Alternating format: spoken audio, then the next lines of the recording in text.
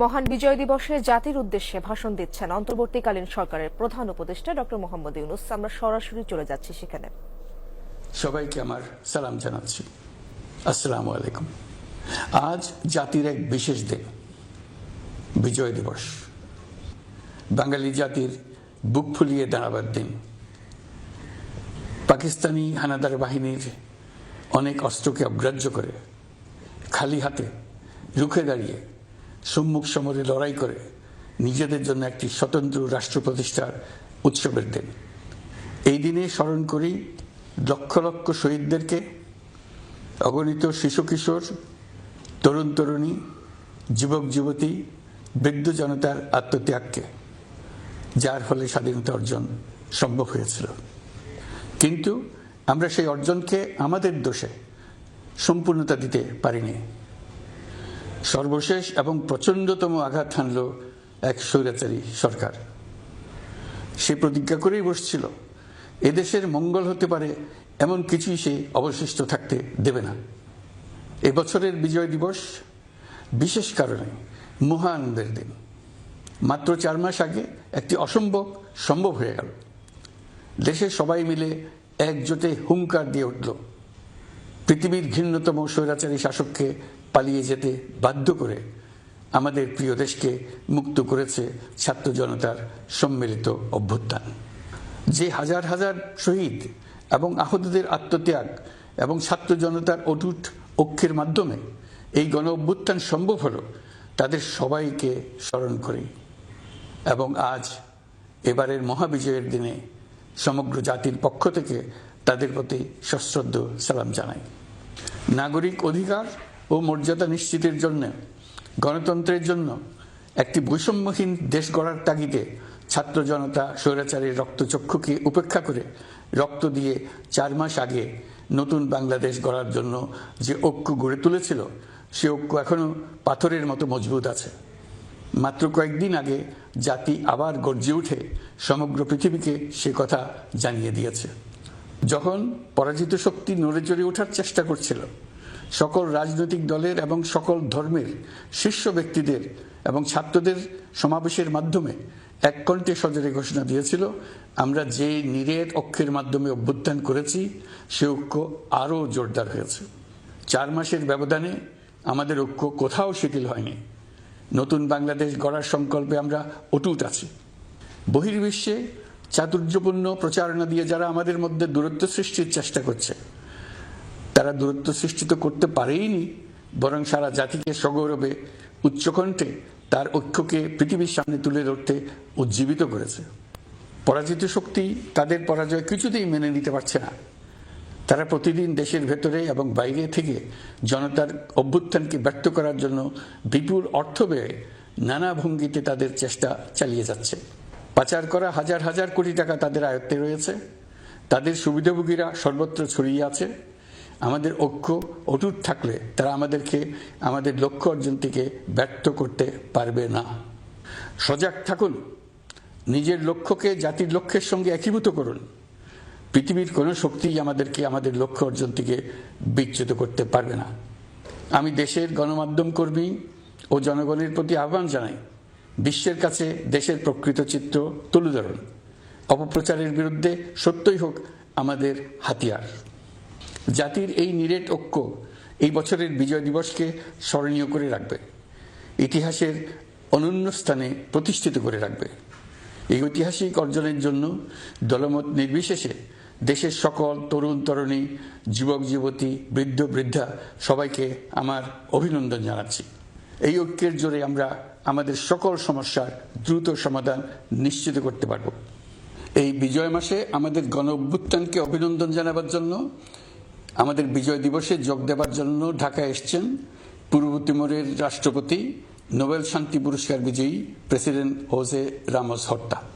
তিনি তার দেশের মুক্তিযুদ্ধে নেতৃত্ব দিয়েছেন। আমাদের দেশের মুক্তিযুদ্ধ তাকে অনুপ্রাণিত করেছিল। 2002 সালে পূর্ব তিমুর স্বাধীন রাষ্ট্র হিসেবে প্রতিষ্ঠিত হয়।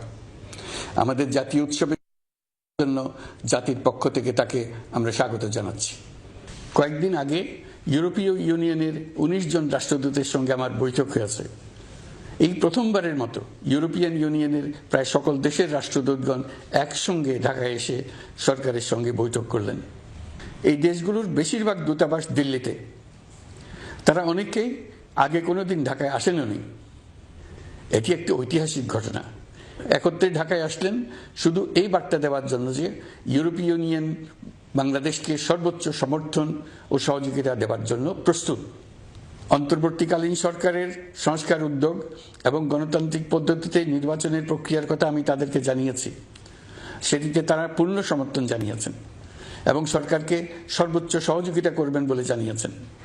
বাংলাদেশের বিরুদ্ধে অপপ্রচার এবং ভুল তথ্য প্রচারের বিষয়েও আমি ইউরোপীয় ইউনিয়নের কূটনীতিকদের জানিয়েছি। ইউরোপীয় দেশগুলোর মধ্যে যাদের ভিসা অফিস নয়াদিল্লিতে আছে তাদেরকে ঢাকা বা অন্য কোনো প্রতিবেশী দেশে ভিসা অফিস নিয়ে আসার জন্য আমি অনুরোধ করেছি। আমি বলেছি ইউরোপীয় দেশগুলোর বিশ্ববিদ্যালয়ে ভর্তির জন্য অনেক বাংলাদেশি শিক্ষার্থীর ভিসা পেতে সমস্যা হয়। তারা যদি ভিসা সেন্টার ঢাকায় নিয়ে আসেন তাহলে আমাদের ছেলে মেয়েদের ভোগান্তি কমে যাবে। এছাড়া অর্থনৈতিক ও সামাজিক ক্ষেত্রে তাদের সহযোগিতার মাত্রা বাড়ানোর বিষয়ে আমি আলাপ করেছি।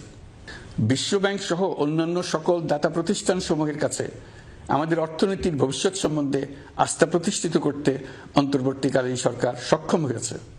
তারা নতুন উদ্যোগে এবং নতুন উৎসাহে আমাদের সঙ্গে নতুন আর্থিক সম্পর্ক গড়ে তুলতে এগিয়ে এসছে। অর্থনীতির সাফল্যের ব্যাপারে দেশে এবং বিদেশে আস্থার সৃষ্টি হয়েছে। অন্তর্বর্তী সরকার যখন দায়িত্ব গ্রহণ করে অর্থনীতি তখন ভেঙে পড়ার অবস্থায়। গত 4 মাসে এই অবস্থার বিরাট পরিবর্তন হয়েছে। ব্যাংকিং ব্যবস্থায় আস্থা এবং নিয়ম শৃঙ্খলা ফিরে আসছে। কোনো ব্যাংক বন্ধ করে দিতে হয়নি। ব্যাংক যত দুর্বলই হোক তাকে টিকিয়ে রাখার ব্যবস্থা করা হয়েছে। প্রথম দিকে আমানতকারীর টাকা উত্তোলনের ব্যাপারে বিধিনিষেধ আরোপ করা হয়েছিল, এখন সেটা তুলে দেওয়া হয়েছে। বাংলাদেশ ব্যাংক সকল ব্যাংককে আমানত ফেরত দেওয়ার জন্য নতুন টাকার সরবরাহ দিতে প্রস্তুত হয়েছে। আশা করি এতে ব্যাংকিং ব্যবস্থায় সকলের আস্থা ফিরে আসবে। প্রিয় দেশবাসী, আমাদের সরকারের শুরুতেই একটি কমিটি নিয়োগ করেছিলাম, শ্বেতপত্র প্রণয়ন কমিটি।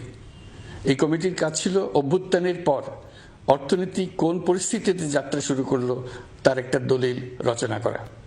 এতে কি পেলাম কি পেলাম না তার একটা চিত্র তুলে ধরার দায়িত্ব দেওয়া হয়েছিল এই কমিটিকে।